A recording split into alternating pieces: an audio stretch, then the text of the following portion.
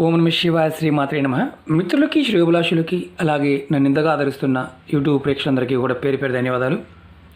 మిత్రులారా, మీ అందరికీ కూడా పరాదేవత ఎల్లవెల్లలా మీతో ఉండి మీ మనోవంచలు నెరవేర్చాలని మనస్ఫూర్తిగా కోరుకుంటున్నాను. మీరు చూస్తున్నారు మొక్కని. ఈ మొక్క గురించి మనందరికీ బాగా తెలుసు. ఈ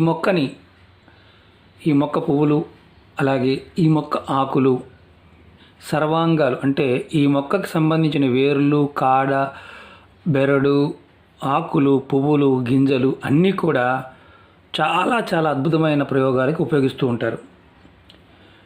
మనం నిత్య జీవితంలో ఇది ఎప్పుడు మన ఇంటి దగ్గరలో ఉంటుంది, పంట కాలాల దగ్గర ఉంటుంది. ఇప్పుడు వానలు పడుతున్నాయి, మంచి సీజను, ఈ మొక్కలు బాగా వస్తాయి. పెద్ద పెద్ద చెట్లు అవుతాయి, చిన్న చిన్నవి కూడా ఉంటాయి. అంటే ఉండే వాతావరణ పరిస్థితి బట్టి బాగా పెరుగుతాయి.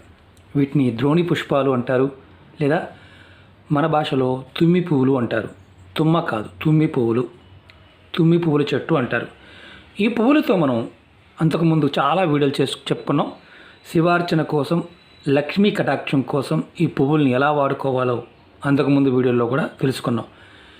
ఇది పంట కాలువలు అంటే మన మామూలుగా గ్రామీణ ప్రాంతంలోనూ, పట్టణ ప్రాంతం ఎక్కడైనా సరే ఇది చాలా విరివిరిగా వస్తుంది.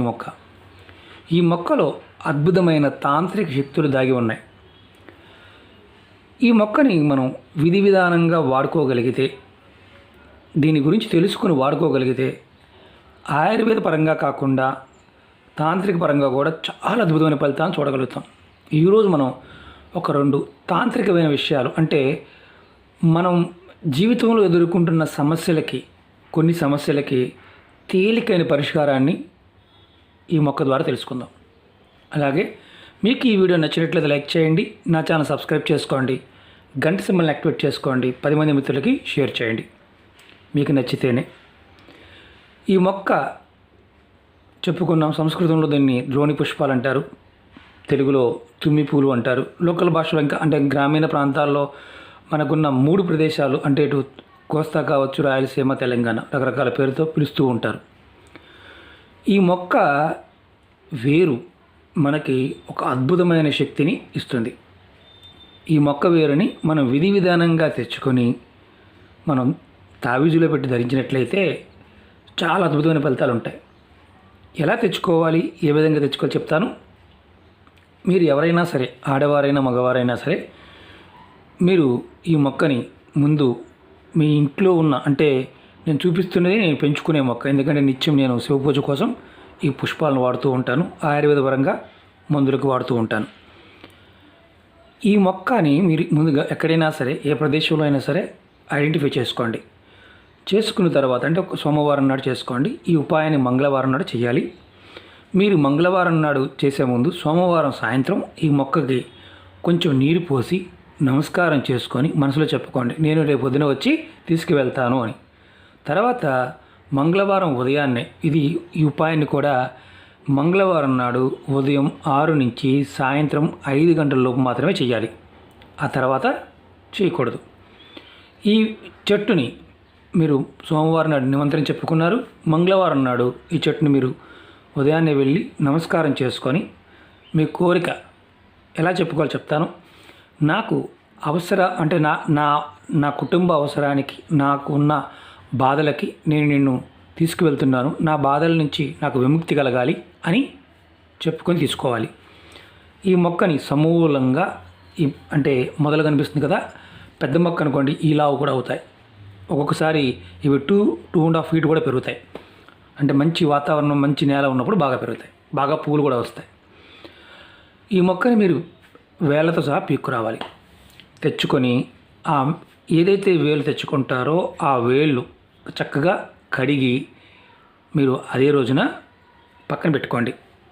మంగళవారం రోజున తీసుకొచ్చి పక్కన పెట్టుకొని మీరు ఏదైతే వేర్లు తెచ్చారో ఈ పైన ఉన్న మొక్క భాగాన్ని, ఈ భాగాన్ని తీసేసి ఆ వేరు భాగాన్ని పక్కన పెట్టుకున్నారు కదా, దానికి మీరు మీ ఇంట్లో ఏదైనా మామూలు తావీజైనా పర్వాలేదు, అంటే ఎలాంటి తావీజైనా పర్వాలేదు, చివరికి మీ దగ్గర మనకి మార్కెట్లో దొరుకుతుంటాయి, 2 రూపాయల తావీజులు దొరుకుతుంటాయి, అదైనా పర్వాలేదు, అలాంటి తావీజు ఏదన్నా ఉంటే పెట్టుకోండి.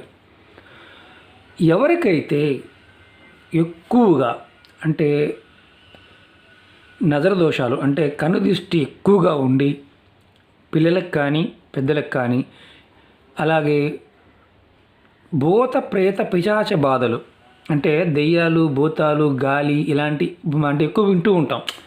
దాన్ని మా మీద ఎవరు ప్రయోగం చేశారండి, దానివల్ల ఇబ్బంది పడుతున్నాము అలా అనిపించిన ఆ వేరుని మీరు ఆ తావీజులో పెట్టుకొని, ఇంకొకటి ఏంటంటే మీరు ఈ మంగళవారం తెచ్చుకున్నారనుకోండి, మళ్ళీ నెక్స్ట్ మంగళవారానికి ఆ వేరుని అంతవరకు అది మీరు పూజా మందిరంలో పక్కన పెట్టుకోండి. మంగళవారం నాడు తెచ్చుకున్నాం, కట్ చేసాం, చెట్టు పై తీసేసాం, ఆ వేరు మాత్రం అక్కడ పెట్టాం.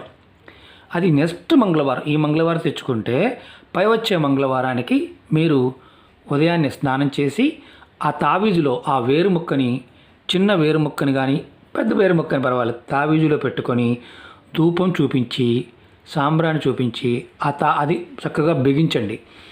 తర్వాత దాన్ని ఒక ఎర్రటి కలర్ దారంలో మీ మెడలో కానీ, లేదంటే మీ చేతి జబ్బకు కానీ, మీ మొలదారానికి కానీ కట్టుకోండి. అలా కట్టుకోవడం వల్ల ఏమవుతుందంటే మీ మీద దుష్టగ్రహ బాధలు, అంటే ఒక రకంగా చెప్పాలంటే తాంత్రిక పీడల్లో ఈ భూత ప్రేత పిశాచ బాధలు, అలాగే కనుదృష్టి, జనదృష్టి, నరదృష్టి ఇలాంటివి అంటుంటాం కదా, అవి మీ మీద పని చెయ్యవు. Number 1 point. నెంబర్ 2, ఇది చాలా ఇంపార్టెంట్. ఈ చెట్టు తెచ్చుకున్నాము, అలాగే వేర్లు ఇంత చక్కగా పొడుగ్గా ఉన్న వేర్లు ఉన్నాయి. ఎవరికైతే అనుకోకుండా యాక్సిడెంట్లు అవుతున్నాయి, అనుకోకుండా సంఘటనలు జరుగుతున్నాయి, మీ జీవితంలో చాలా ఇబ్బంది పడుతున్నారు, అలాంటి వారు ఆ వేరుని, ఈ చెట్టు వేరుని ముక్కలు చేసుకోండి. చిన్న చిన్న ముక్కలు, ఇంత ముక్కలు కట్ చేసుకోండి. నేను చూపిస్తాను మీకు. నేను చూడండి, ఇది వేరు అనుకోండి, ఈ చెట్టు వేరు అనుకోండి, ఇంత ముక్కలు కట్ చేసుకోండి, చిన్న చిన్నవి. అలా ఒక 108 ముక్కలు కట్ చేసుకోండి. కట్ చేసుకొని మీరు ఆ ముక్కలని తెల్లటి దారంతో ఒక్కొక్కటి కట్టి 108 కూడా ఒక మన పూలు ఎలాగైతే కడతామో అలా కట్టండి.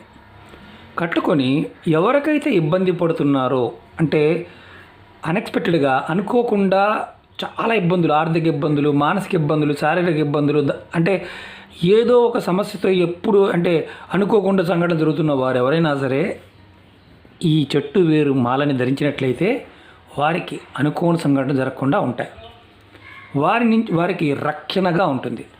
అసలు మరి మనం ఇంతవరకు అన్నీ చెప్పుకున్న బాగానే ఉంది. ఈ చెట్టుకి ఎంత శక్తి ఉంది అనేది మన పురాణాల్లో కూడా చాలా వివరంగా ఉంది. ఎందుకంటే కొన్ని చెట్లు, కొన్ని మొక్కలు ఆధ్యాత్మికంగా కూడా మన పూర్వీకులు మనకి చాలా అద్భుతమైన విషయాలు చెప్పడం జరిగింది. మనం వినాయకుడికి వాడుతూ ఉంటాం. శివార్చనకి గనక ఈ పువ్వులు వాడినట్లయితే శివుడు చాలా త్వరగా ప్రసన్నం అవుతాడు, లక్ష్మీ కటాక్షం కలుగుతుంది, ధనానికి లోటు లేకుండా ధనం వస్తూనే ఉంటుందని శాస్త్రం చెప్పాను. కాబట్టి మీరు ఈ పువ్వులను కూడా, మీరు ఈ మొక్కల్ని ఇంట్లో కూడా పెంచవచ్చు, అందుట్లో భయపడాల్సిన విషయం ఏమీ లేదు. నేను రకరకాల మొక్కలు పెంచుతుంటాను. ఇదే కుండీలో మీకు చూస్తున్నారు కదా, నేల ఉసిరి ఆయుర్వేద పరంగా వాడుకోవడానికి, అలాగే పసుపు, అల్లం ఇలాంటివన్నీ కూడా నేను పెంచుతూ ఉంటాను. మీకు ఎందుకు చెప్తున్నానంటే ఈ మొక్కల యొక్క గొప్ప శక్తి మనకు తెలుసుకోకపోవడం వల్ల మన ఇంట్లోనే ఉంటాయి, కుండీల్లో సహజంగా కూడా పెరుగుతాయి, కానీ పిచ్చి మొక్కలు అనుకుంటే తెలియదు. కాబట్టి అందుకే ఒకసారి జాగ్రత్తగా చూడండి. ఆకులు ఎలా ఉంటాయి, బాగా కొంచెం బలిష్టంగా ఉన్నప్పుడు ఆకులు పెద్దగా కూడా అవుతాయి. జనుము అంటారు, మామూలుగా గేదెలు మేపడానికి, ఆవులకి, గేదెలకి, అలాగే వీటికి కోస్తా ప్రాంతంలో జనుము వేస్తారు. ఆకు కూడా ఇలాగ పొడుగ్గా ఉంటుంది, దాని పూలు ఎల్లో కలర్లో ఉంటాయి. ఇది శంకు పూలాగా ఉంటుంది, తెల్లగా ఉంటుంది, చిన్నగా ఉంటాయి. చూడండి, ఈ చెట్టుని విధి విధానంగా నేను చెప్పిన విధంగా తెచ్చుకోండి అవకాశం ఉంటే, ఎందుకంటే ఇది సీజన్ కాబట్టి ఖచ్చితంగా దొరుకుతాయి, ప్రయత్నించేయండి. అలాగే మీరు ఆయుర్వేద పరంగా కూడా దీని గురించి ముందు రోజుల్లో నేను వీడియో చెప్తాను. అద్భుతమైన ఫలితాలని ఇవ్వగలిగే అద్భుతమైన శక్తి కలిగిన దైవశక్తి కలిగిన వృక్షం మన కాపాడుతుంది. మనం ఇప్పుడు ఈ నియమాలు చెప్పలేదు, ఆహార నియమాలు అంటూ ఏమీ లేవు. అలాగే కుటుంబ సభ్యులు ఎవరైనా మరణించి ఉన్నా ఈ మొక్క తెచ్చుకోవచ్చు. ఆ టయానికి నెలసరి ఉన్నప్పుడు మాత్రం చేయమాకండి. అదొక్కటి మాత్రమే. ఆ తర్వాత ఎప్పుడైనా చేసుకోవచ్చు. మంగళవారం తెచ్చుకోండి, మంగళవారం ధరించండి. ఈ మంగళవారం తెచ్చుకుంటే నెక్స్ట్ మంగళవారం ధరించండి. ఇది తావిజులో పెట్టుకుని ధరించవచ్చు. అందరూ ఒకళ్ళు తెచ్చుకుంటే, కుటుంబ సభ్యులు తెచ్చుకుంటే, ఇంకొకటి విషయం చెప్తాను, చాలా ఇంపార్టెంట్ విషయం. ఇది ఎవరికైతే సమస్య ఉందో ఆ కుటుంబంలో ఆ కుటుంబ సభ్యులు మాత్రమే తెచ్చుకోవాలి. మీరు నన్ను అడిగి నేను తెచ్చి మీకు ఇచ్చినా మీకు ఎటువంటి ఫలితము ఉండదు. వేరే వాళ్ళ ద్వారా తెచ్చి తీసుకోవడం వల్ల ఉపయోగం ఉండదు. కుటుంబ సభ్యులు ఎవరైతే కుటుంబంలో పెద్ద కానీ కుటుంబంలో చిన్నవాళ్ళు కానీ ఎవరో ఒకరు సేకరించి దాన్ని మిగతా వారు వాడుకోవచ్చు. ఇది గుర్తుంచుకోవాల్సిన విషయం. ఓకే మిత్రులారా, మీకు ఈ వీడియో నచ్చినట్టు లైక్ చేయండి, నా ఛానల్ సబ్స్క్రైబ్ చేసుకోండి, గంట సింబల్ యాక్టివేట్ చేసుకోండి, 10 మంది మిత్రులకి షేర్ చేయండి. ఓం నమః శివాయ, శ్రీమాత్రే నమః.